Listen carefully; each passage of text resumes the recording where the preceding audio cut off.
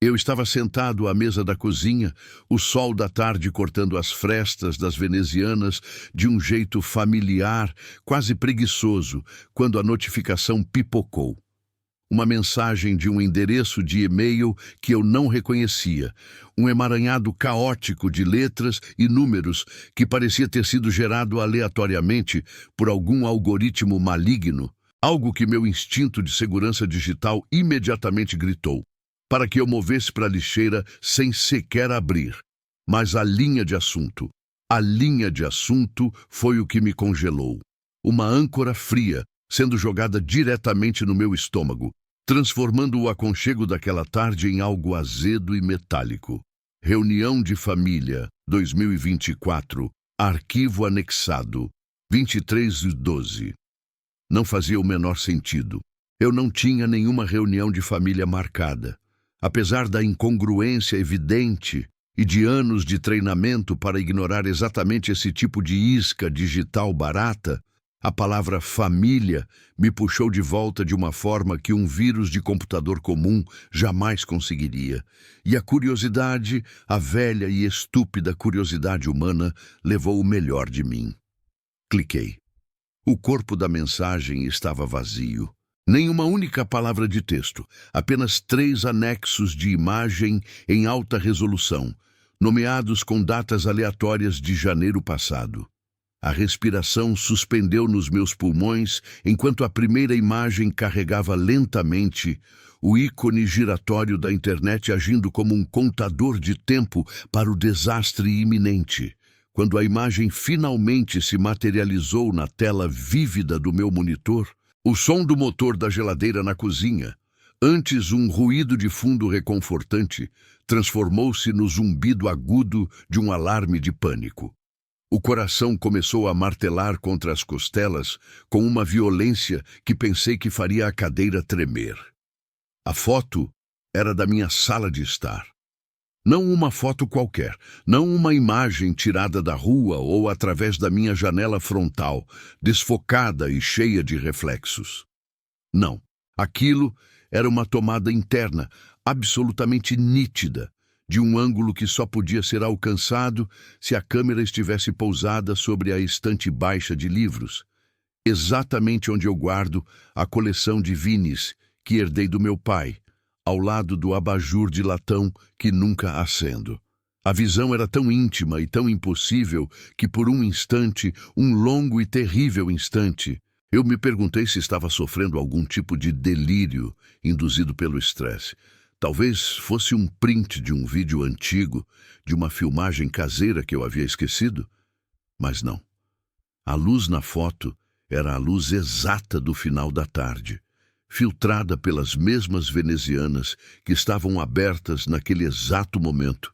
E o tapete, aquele maldito tapete persa que comprei em uma viagem impulsiva, estava visivelmente enrolado no canto, esperando para ser enviado para a lavagem, um detalhe que eu só havia feito na manhã anterior. A foto era nova. A foto era de dentro da minha casa. Eu moro sozinho. Sou um homem de rotinas rígidas que valoriza o silêncio e a privacidade quase obsessivamente. Meu pequeno refúgio, um chalé de 2 andares, construído nos anos 50, em um bairro arborizado, onde a vizinhança é dispersa e os portões são altos e de ferro forjado, sempre foi minha fortaleza. Moro aqui há quase 10 anos, e nesses anos, a única invasão que sofri foi a de um esquilo particularmente audacioso que conseguiu entrar pela chaminé no inverno passado.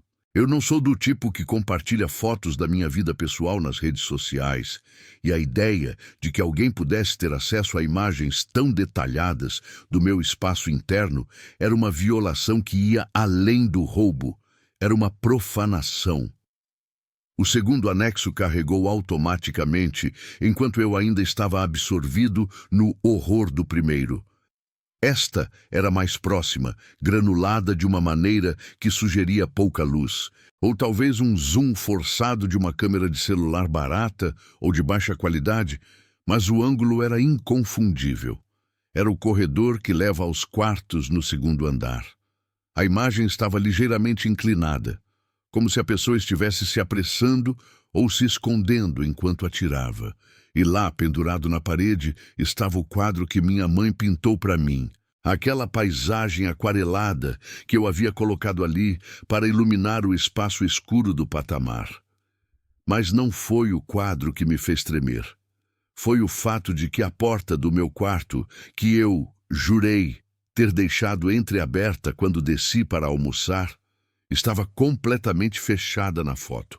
Não apenas fechada, mas a chave, que eu costumo deixar pendurada no trinco interno por comodidade, não estava visivelmente pendurada. O conflito interno explodiu em uma névoa fria de adrenalina.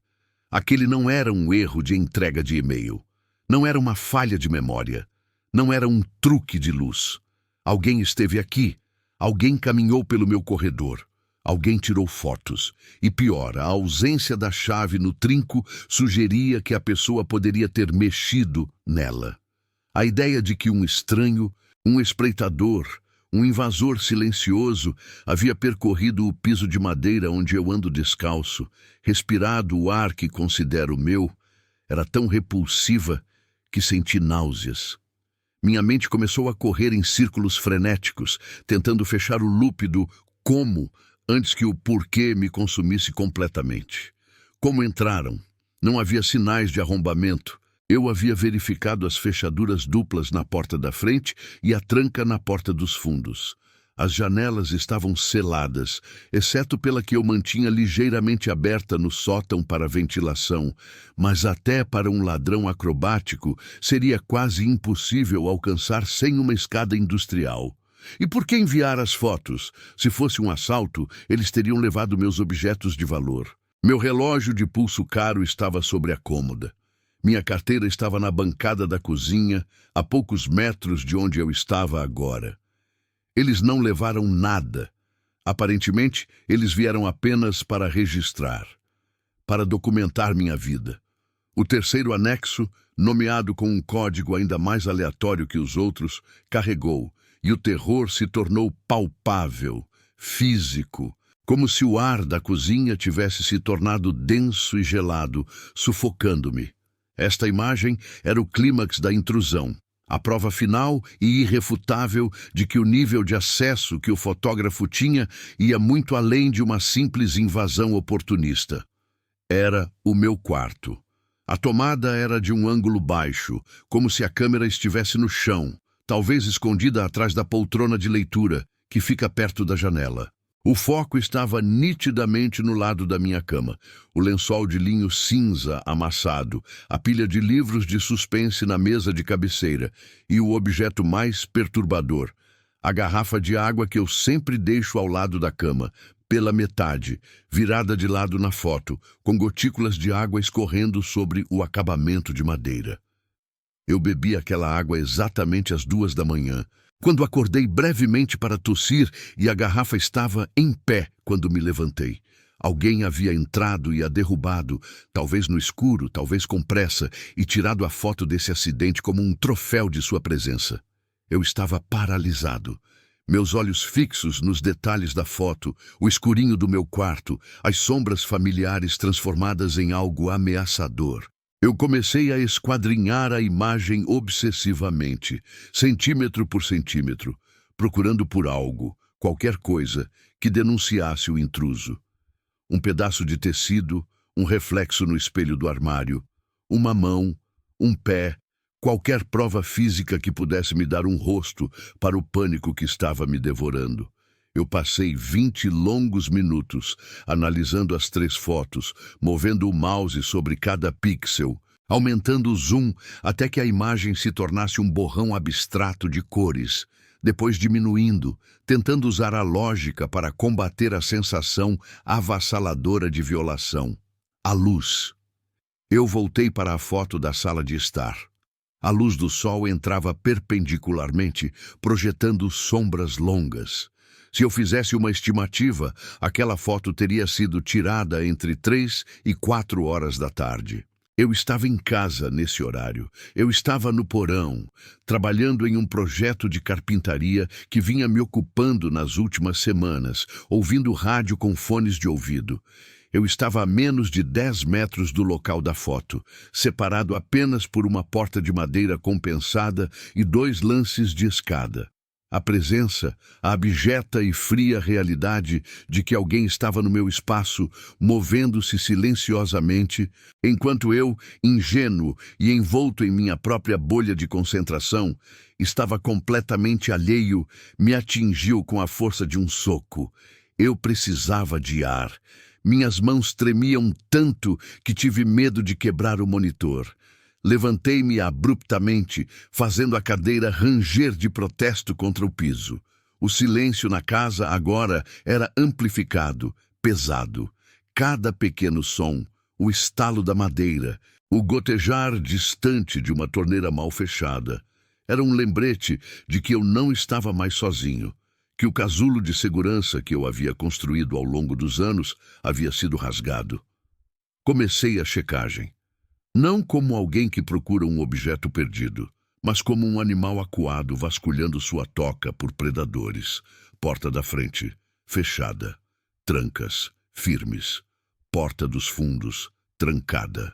Eu passei para as janelas. As de baixo estavam travadas. Subi as escadas, meu coração batendo tão forte que reverberava em meus ouvidos.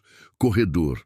Tudo parecia normal, exceto pela memória recente da foto inclinada. Eu abri a porta do meu quarto. A garrafa de água, a verdadeira garrafa de água, estava deitada no chão, a mancha de umidade secando na madeira. Eu senti um arrepio gélido percorrer minha espinha. Não era uma suposição, não era um palpite. A foto era a prova de que a violação era real. Parei em frente ao meu armário, de onde a terceira foto parecia ter sido tirada. Eu me agachei, colocando-me na posição aproximada da câmera. O ângulo era extremamente baixo, quase na altura do rodapé. Isso descartava a possibilidade de ser alguém muito alto ou até mesmo alguém segurando o celular à altura da cintura. Era alguém agachado, ou talvez a câmera tivesse sido deixada no chão, propositalmente. Eu examinei a área atrás da poltrona de leitura, sentindo o tapete com as pontas dos dedos, procurando por uma mancha estranha, uma marca de sapato, um vestígio de poeira que não fosse a minha. Nada. Foi quando voltei ao computador, determinado a enviar as imagens para a análise forense ou para a polícia, embora eu soubesse que a polícia provavelmente me consideraria um paranoico exagerado, que eu percebi o detalhe. O padrão interruptor, o elemento que não se encaixava na narrativa da simples invasão. Eu havia retornado ao primeiro anexo, a foto da sala de estar, a tomada ampla e clara da estante de Vinis. Eu aumentei o zoom na parte mais escura da foto, perto da lareira, onde a sombra era mais densa. Lá, pousado na borda da lareira de mármore branco, havia um objeto que não pertencia ali. Era pequeno, quase invisível na escuridão, mas agora que eu o via, ele gritava sua presença. Era um pedaço de barbante vermelho carmim, dobrado em uma forma que parecia uma letra ou um símbolo. Eu não uso barbante vermelho, nunca. Todo o meu material de artesanato e embalagens é feito com barbante de juta crua. Aquele pedacinho de linha era exógeno. Era uma marca, uma assinatura. O pânico se transformou em algo mais frio e calculado. Horror. Eu rapidamente cliquei nas outras 2 fotos. O foco agora fixo, na busca por qualquer outro sinal do barbante vermelho. Na foto do corredor, ele estava lá também. Um fio minúsculo, quase indistinguível, preso na dobradiça da porta do meu quarto, exatamente na altura do joelho, como se tivesse sido colocado ali intencionalmente para marcar o ponto de acesso, ou talvez para provar que a porta havia sido fechada depois da passagem. E na foto final, a do meu quarto e da garrafa de água derrubada, o pavor atingiu seu pico. Não era o barbante vermelho, era algo ainda mais íntimo, mais assustador. Ao lado da poltrona, naquela área que eu havia examinado há pouco, havia uma pequena área circular de luz refletida, quase como um olho de gato capturada pelo flash da câmera. Não, não era flash. O objeto não refletiria luz daquela forma. Era a lente de outra câmera, minúscula e profissional, apontada diretamente para a minha cama. A realização veio com uma onda de calor e frio. As fotos que recebi não eram a invasão. Elas eram o relatório. Elas eram a prova de que o fotógrafo havia se instalado, tirado suas fotos e depois retirado seu equipamento. Mas o reflexo na foto do quarto, aquele reflexo era a prova de que ele havia deixado algo para trás, deliberadamente. O reflexo era de um dispositivo de monitoramento secundário, possivelmente uma microcâmera. Eu não estava apenas invadido. Eu estava sendo vigiado continuamente, talvez desde que as fotos haviam sido tiradas. Eu me agachei novamente ao lado da poltrona, desta vez com uma lanterna de alta potência. Meus dedos vasculharam a moldura da cadeira, a base da cortina, o rodapé. Meu coração batia em um ritmo de tambor tribal. Finalmente, meu dedo encontrou uma fenda minúscula e áspera no gesso do rodapé, onde o branco não estava perfeito. Eu usei a unha para raspar o local e senti o leve clique. Ali estava. Uma pequena bolha preta, menor que a ponta do meu dedo mindinho, camuflada perfeitamente na textura do gesso. Uma lente. Eu não estava sozinho na casa. Eu estava sendo observado, neste exato momento, enquanto processava a violação. A pessoa que enviou as fotos queria que eu soubesse, mas queria que eu soubesse tarde demais. Este é o inferno, e ele é feito de 3 anexos de e-mail e uma microcâmera escondida na parede. Minha casa, meu santuário, está comprometida.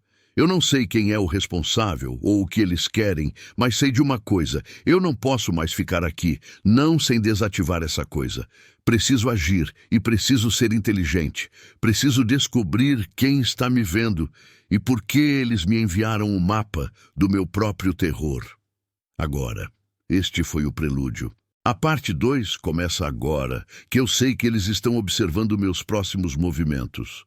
O choque inicial, a negação absurda, deu lugar a uma única e cortante emoção que perfurava o peito como um estilhaço de vidro.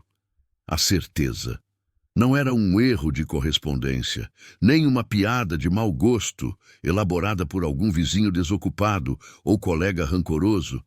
Aquelas imagens eram reais. A perspectiva das lentes, ligeiramente distorcida nos cantos, mas inegavelmente focada, capturava o tapete desfiado perto da poltrona que eu herdei da minha avó e o arranjo peculiar de livros que mantinha na mesa de centro. Detalhes íntimos, quase banais, que agora se transformavam em evidências irrefutáveis de uma invasão consumada.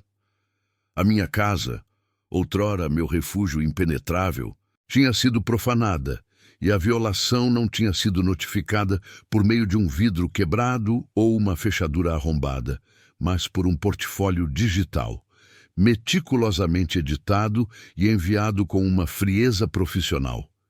Esse anonimato calculado era talvez o que mais me paralisava. Se fosse um assalto, haveria uma motivação clara: lucro. Mas a única coisa roubada era a minha paz de espírito. O objetivo daquele espetáculo era puramente o terror. Passei as horas seguintes num estado de frenesi hipnótico, movendo-me pela casa como um fantasma na minha própria estrutura.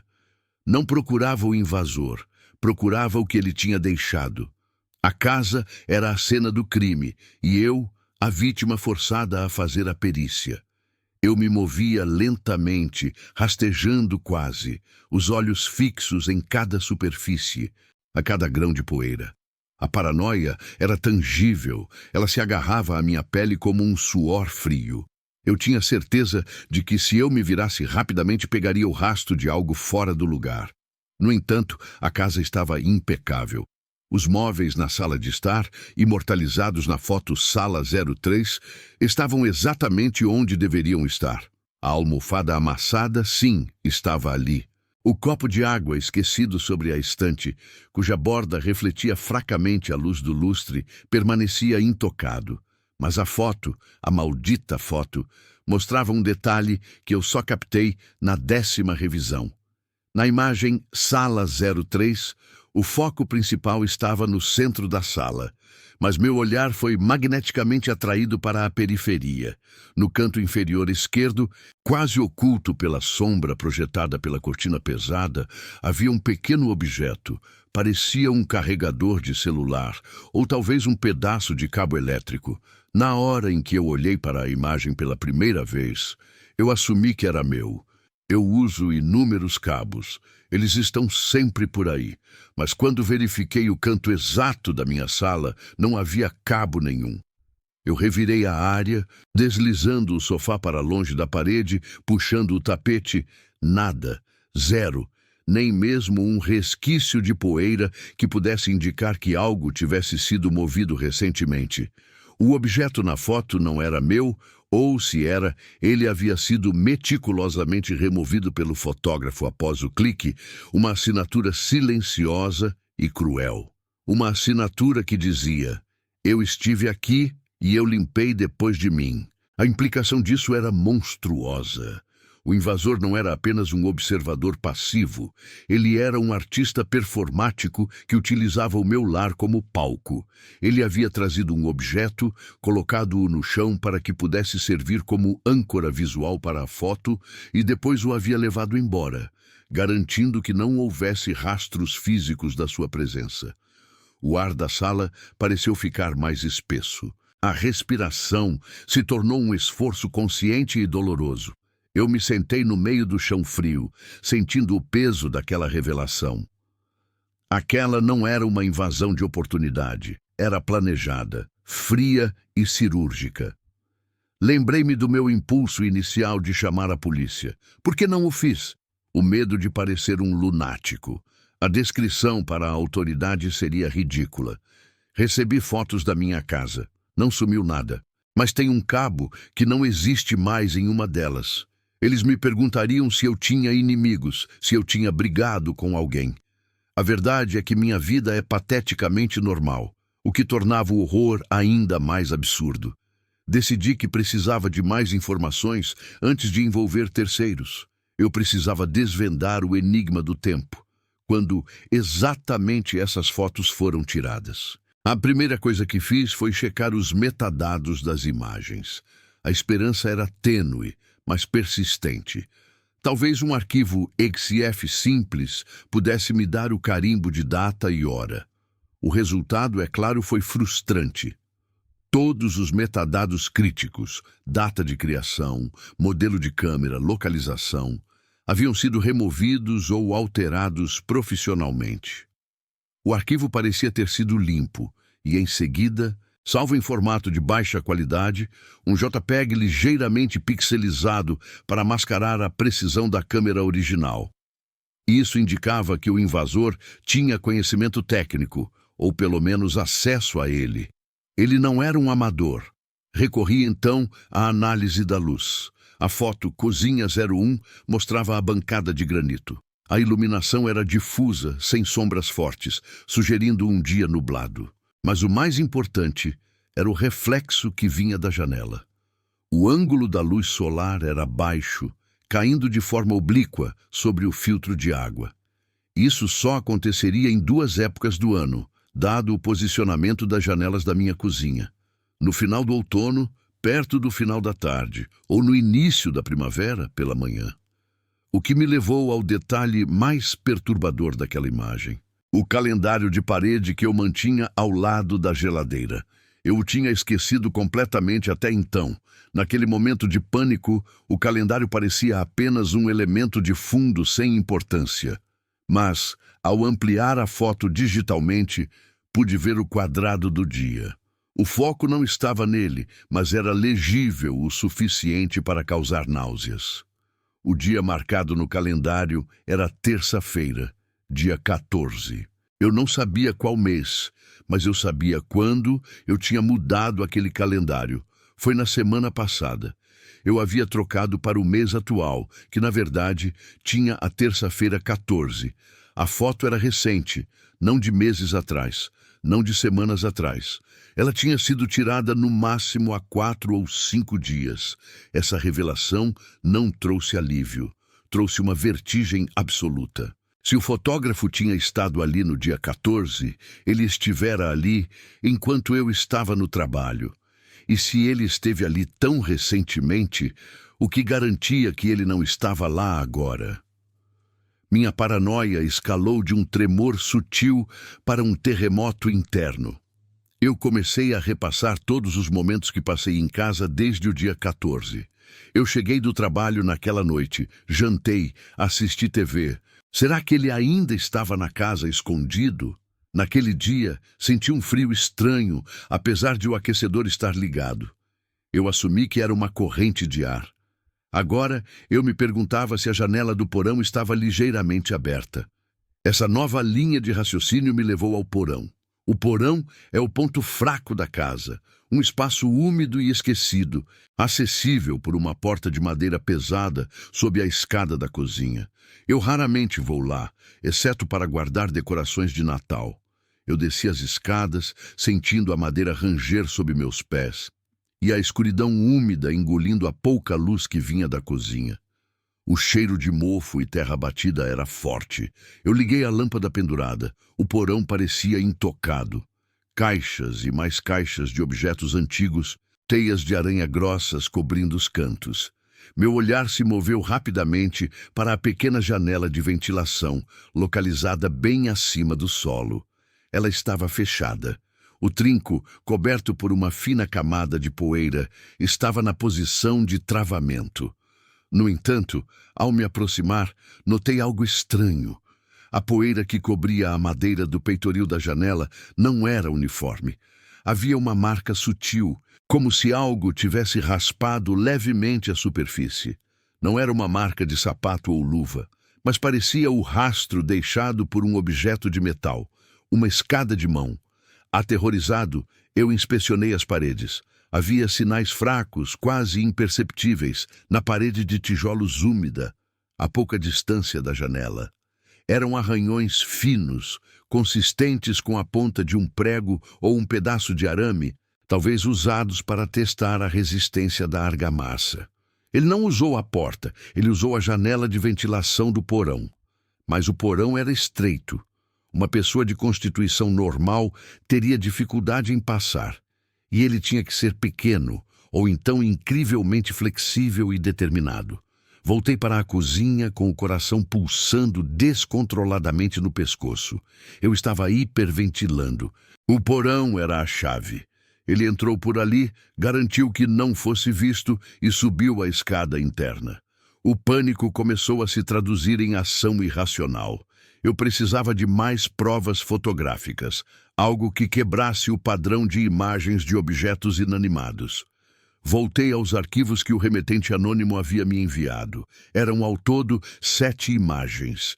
Eu havia me concentrado apenas nas 3 primeiras. As fotos 4 e 5 eram do meu quarto. A foto quarto 04 era um ângulo do meu armário. Mostrava a porta de madeira espelhada e a cama desfeita em segundo plano. Era invasivo de uma forma que as fotos da cozinha não eram. A cozinha é pública. O quarto é sagrado. Ver a desordem da minha cama, os lençóis amassados, a coberta dobrada de forma irregular, era como ter um estranho lendo meu diário. Mas a foto 5, essa me fez gritar. Não um grito audível, mas um grito preso na garganta que me fez engasgar com o ar. A foto quarto 05 era um close-up da minha cômoda. Em primeiro plano, havia uma pequena caixa de joias de madeira que pertencia à minha mãe. Ela estava ligeiramente aberta, revelando um colar de prata que eu quase nunca usava. O fotógrafo havia tocado em minhas coisas. Ele havia mexido na caixa de joias. Mas o que realmente me destruiu não era a invasão de privacidade, nem o fato de ele ter me exposto de forma tão íntima. Era o reflexo na superfície polida da caixa de joias. O reflexo era pequeno, distorcido e difícil de decifrar. Mas com o zoom máximo e ajustando o contraste digitalmente, uma forma começou a se materializar. Não era o reflexo de uma pessoa, era o reflexo de um objeto.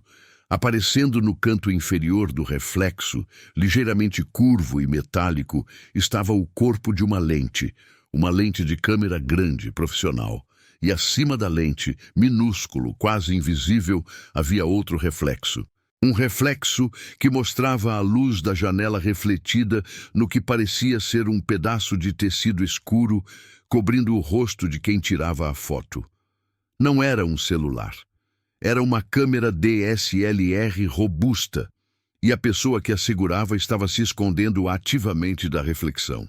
Estava ali, a centímetros das minhas joias e a centímetros de onde eu durmo. Eu saltei da cadeira, a bile subindo pela minha garganta. Eu precisava sair. Eu precisava de ar. Mas a porta da frente parecia quilômetros de distância, e agora cada sombra, cada som, era a prova de que ele estava voltando, ou pior, que ele nunca tinha saído. A realização final me atingiu com a força de um soco. Se ele usou uma câmera profissional, e se ele se deu ao trabalho de mascarar seus traços, então isso não era apenas um ato de vandalismo ou terrorismo psicológico.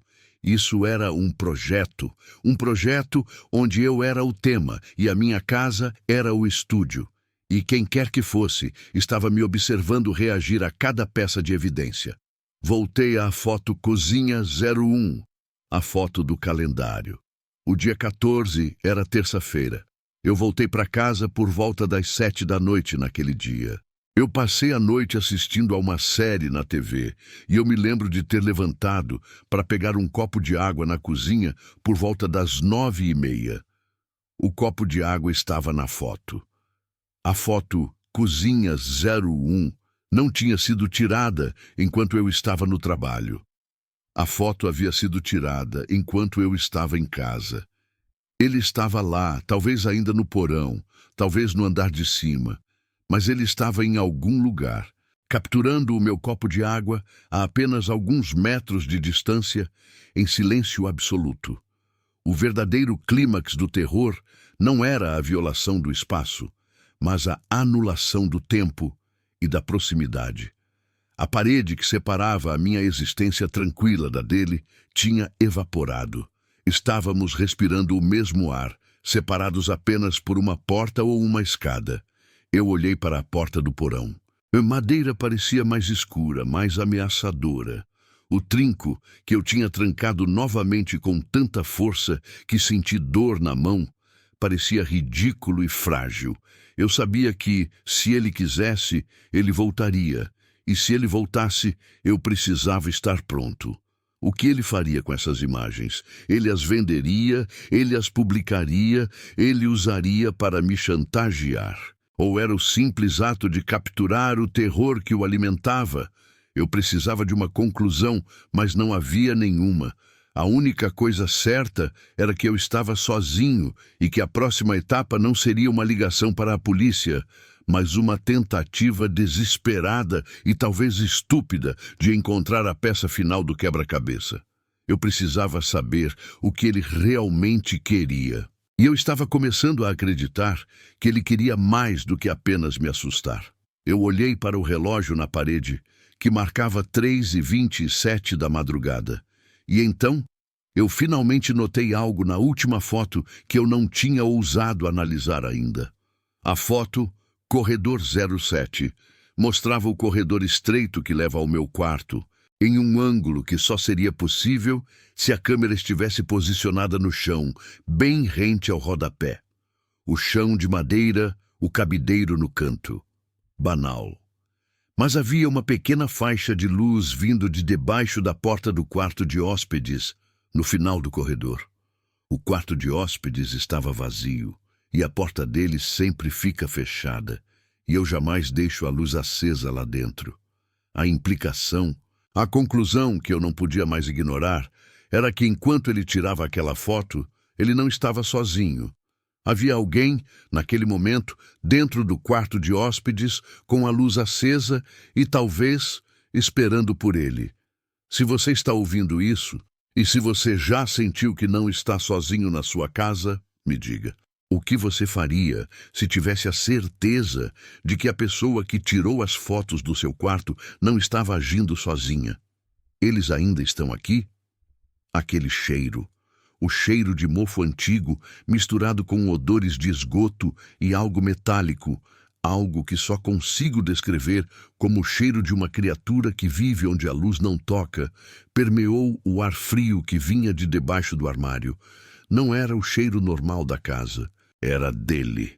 Eu estava paralisado, a tela do celular vibrando levemente contra minha palma suada, mostrando a última foto.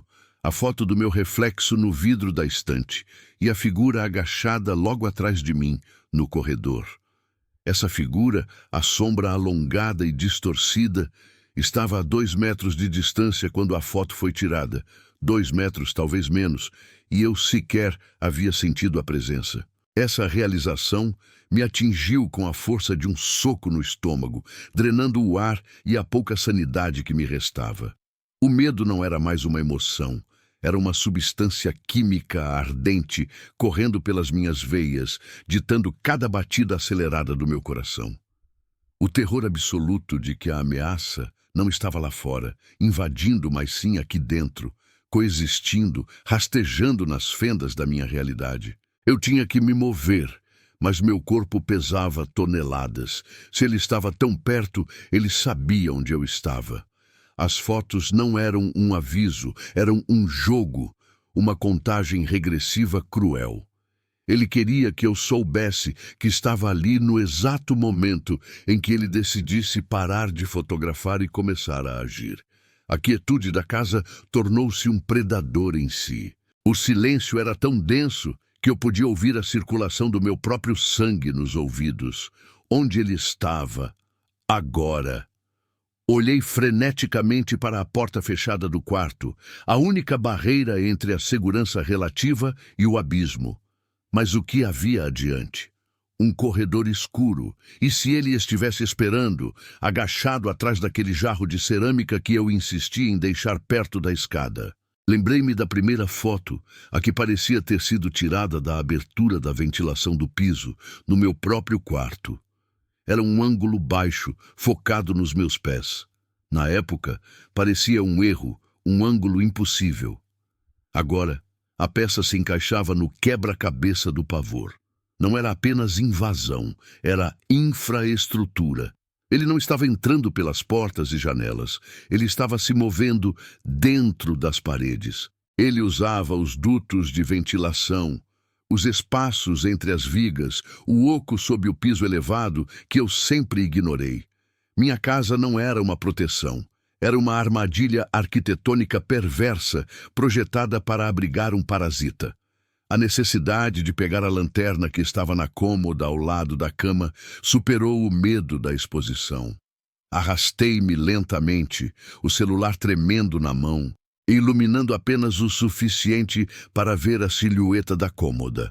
Cada centímetro que meu corpo se movia sobre o carpete parecia produzir o som de uma avalanche em meus ouvidos. Cheguei à gaveta. Meus dedos tremiam tanto que levei 3 tentativas para agarrar o metal frio do corpo da lanterna. A luz, quando acesa, era fraca e amarelada, mas trouxe um alívio momentâneo. Comecei a varrer o quarto metodicamente, buscando qualquer anomalia. Debaixo da cama, vazio, exceto por poeira e uma meia perdida. Dentro do armário, roupas penduradas exalando cheiro de cedro. Mas então, meus olhos fixaram-se no rodapé, próximo ao canto que dava para o banheiro. Havia uma seção que parecia ligeiramente deslocada. Não era um buraco óbvio, mas uma linha tênue, onde a tinta branca se encontrava com a cor da parede de uma maneira errada. Era como se alguém tivesse cortado e recolocado o acabamento com pressa. Um arrepio de nojo me percorreu. Meu estômago se revirou com a imagem mental de um corpo dobrado e sujo se esgueirando por ali. Aproximando-me devagar, tentei não respirar. O cheiro de mofo estava mais forte aqui, vindo claramente daquele ponto. Com a ponta da lanterna, toquei o pedaço solto do rodapé. Ele cedeu com um clique seco, revelando uma abertura estreita, escura e profunda. Não era grande o suficiente para uma pessoa normal, mas era perfeito para alguém magro ou alguém acostumado a se contorcer em espaços apertados. E mais importante, era uma prova inegável. Não era paranoia, não era um hacker distante. Ele estava dentro da estrutura da casa. Ele tinha um mapa interno, uma rede de túneis de serviço. Naquele momento, enquanto eu estava ajoelhado encarando o buraco fedorento que era a prova da minha invasão, meu celular vibrou de novo. Eu não queria olhar, eu não podia olhar. Mas a atração mórbida de saber o que ele havia registrado era mais forte do que meu instinto de sobrevivência. Era uma foto, uma única imagem, em preto e branco, sem flash. O enquadramento era de baixo para cima. A luz da lanterna mal iluminava o topo da minha cabeça, e abaixo de mim, perfeitamente nítidos, estavam os meus joelhos flexionados e os meus braços esticados. Eu estava sendo fotografado enquanto olhava para a abertura no rodapé. O terror não veio do ângulo, mas do detalhe. A foto tinha sido tirada de dentro do buraco. O invasor estava ali, milímetros de distância, do outro lado daquele rodapé. Ele me fotografou através da abertura que eu acabara de criar, usando a minha própria luz de lanterna para focar a imagem. Ele não fugiu. Ele se escondeu. Ele estava me esperando, me assistindo descobrir o ninho dele. Joguei o celular longe, como se fosse uma brasa ardente. Ele deslizou pelo chão e bateu na parede oposta, a tela piscando caoticamente. Levantei-me num salto, o pânico me dando uma força adrenalina que eu não tinha há horas. A única coisa que importava agora era sair. Não havia chance de lutar contra algo que era parte da casa. Corri para a porta do quarto. Minha mão agarrou a maçaneta fria. Girei, trancada. Eu tinha certeza que havia deixado destrancada. Eu sempre deixava destrancada. Tentei forçar. Nada. O pavor se transformou em raiva bruta e ineficaz. Olhei desesperadamente ao redor do quarto. A janela era muito alta e a queda daria em cima de um canteiro de pedras. O pânico cedeu a um tipo de clareza fria. Eu não conseguiria escapar pela porta ou janela. Eu tinha que enfrentar a fonte, a estrutura. Agarrei o abajur pesado da mesa de cabeceira, o vidro estalando levemente em minhas mãos. Voltei para o canto do quarto, onde o rodapé estava deslocado. Meu coração batia tão forte que eu achei que ele rasgaria meu peito. A lanterna, caída a poucos metros, ainda acesa, iluminava o buraco, expondo a escuridão úmida lá dentro.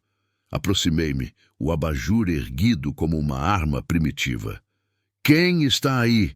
Minha voz saiu rouca, uma caricatura patética de bravura. Silêncio. Apenas o cheiro pútrido. Forcei a abertura, rasgando o pedaço de madeira.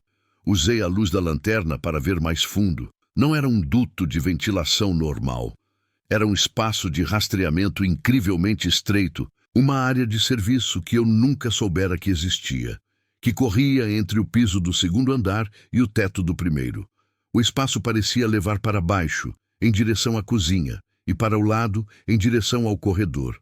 E ali, no chão daquele túnel apertado, brilhando na luz fraca, havia algo. Era um objeto pequeno, de metal, redondo. Eu me inclinei mais para ver. Uma lente de câmera profissional, caída, e ao lado dela, uma pequena bolsa de veludo desgastada. A bolsa estava aberta. Dentro havia um chaveiro familiar. Eu o reconheci imediatamente. Era o chaveiro de metal que meu vizinho, o Sr. Hemlock, sempre usava. Ele tinha comprado a casa na mesma época que eu. Um homem reservado, quieto, que sempre parecia observar demais. O choque foi tão imenso que por um momento toda a adrenalina sumiu. Não era um ladrão, não era um psicopata aleatório, era o Sr. Hemlock. Mas como? Por que ele estaria rastejando nas paredes da minha casa? Enquanto eu estava ali, tentando processar a identidade do meu agressor, um som irrompeu do lado de fora do quarto. Não era um passo no carpete, era um arranhão seco, rítmico, como unhas grossas raspando em madeira áspera. O som vinha de dentro da parede adjacente. Ele estava se movendo, usando a rede de túneis. Ele estava se aproximando da porta. Eu me afastei do buraco. O abajur pesado, agora mais pesado, mais inútil. O Sr. Hemlock era um homem de meia idade, magro e pálido.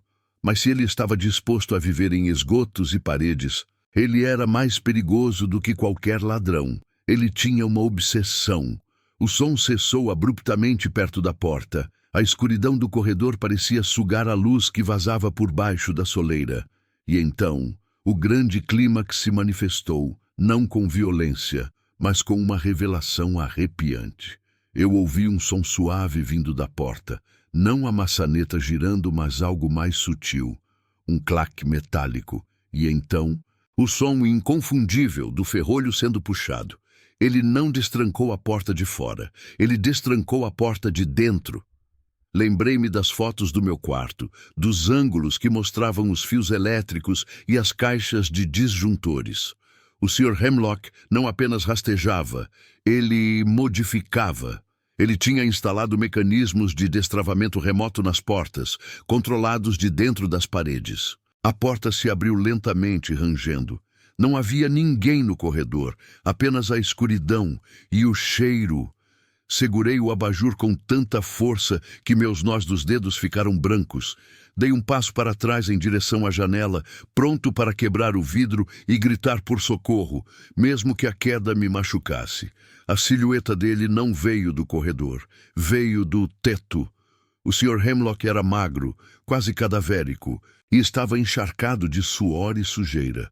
Seu rosto estava coberto por uma barba rala, e ele tinha grandes olheiras. Seus olhos injetados de sangue me encaravam com uma intensidade que parecia querer consumir minha alma. Ele havia entrado no pequeno sótão de serviço acima do meu armário, que eu achei que usava apenas para guardar decorações de Natal. E de lá, ele deve ter deslizado pelo painel de acesso que havia no topo do meu armário. Ele estava de pé no armário, inclinado, a cabeça quase tocando o teto. Em suas mãos, ele não segurava uma arma, mas algo que parecia pior, uma câmera fotográfica volumosa com uma lente de longo alcance.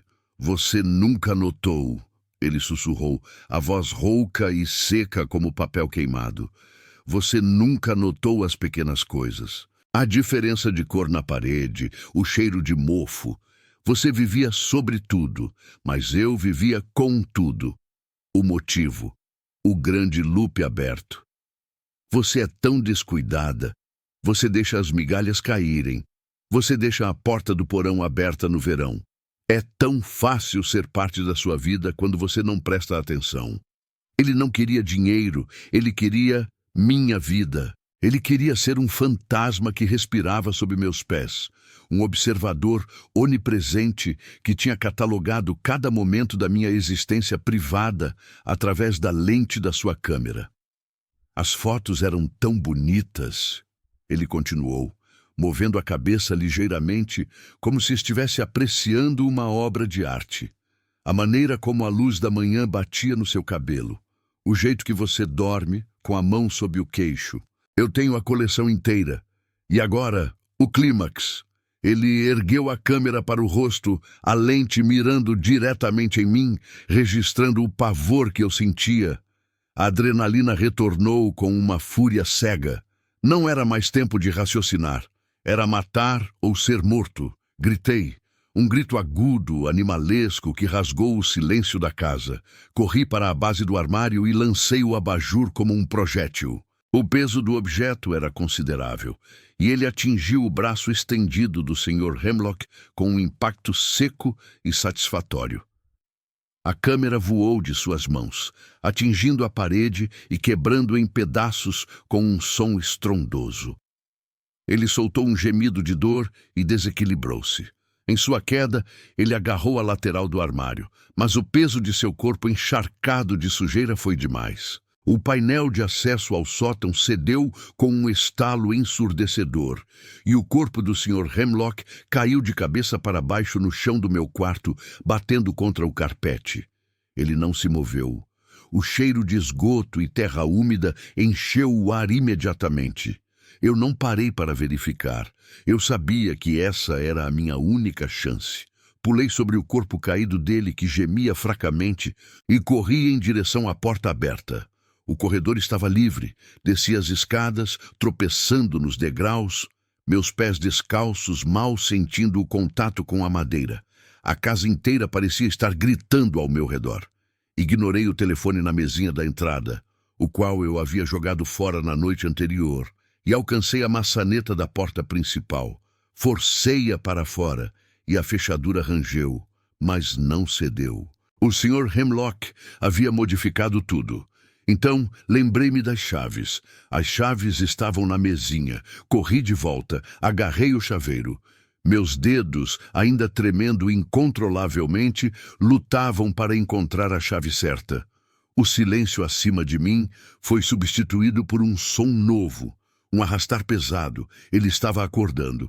Finalmente, encontrei a chave e a enfiei na fechadura. O clique do destravamento foi o som mais doce que já ouvi. Abri a porta e disparei para a noite, para a grama úmida e fria do meu quintal. Corri pela rua, sem olhar para trás, aterrorizado demais, para ver se a sombra havia saído pela porta atrás de mim. Parei apenas quando estava a 3 quarteirões de distância, ofegante, tremendo, sob a luz fraca de um poste. Olhei para trás, para a silhueta da minha casa, escura e quieta, parecendo inocente.